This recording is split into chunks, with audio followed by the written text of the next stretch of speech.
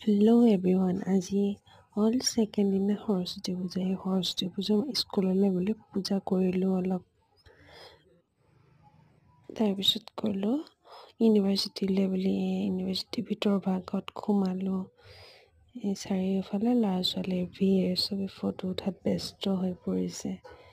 চবকে ধুনীয়া দেখিছে সৰস্বতী পূজাত, মা দেৱীৰ নিচিনা ধুনীয়া দেখে। এয়া দেখিছেনে, ইউনিভাৰ্চিটিৰ ভিতৰৰ ভাগত সোমাই আহি চাৰিওফালে ধুনীয়া পৰিৱেশ। সঁচাই ইউনিভাৰ্চিটিখন বহুত ভাল লাগে। পূজা চূজা কৰি লৈ ইউনিভাৰ্চিটি পূজা কৰি ওলালোঁ আৰু অলপ বোলো ঘূৰি আহোঁ, ক'তনো ঘূৰোঁ চাওঁ। আহিলোঁ পাণবজাৰ পাৰ্কত, ব্ৰহ্মপুত্ৰ ৰিভাৰ। এই ভিতৰত দেখিলোঁ যে চাৰিওফালে মানুহৰে বহুত ভিৰ, সৰু সৰু কণ কণ ল'ৰা ছোৱালী, ডাঙৰৰ পৰা সৰুলৈ চবেই ভিৰ হৈ গৈছে। আৰু বাহিৰৰ ভাগত দেখিলেনে কিমান ভিৰ।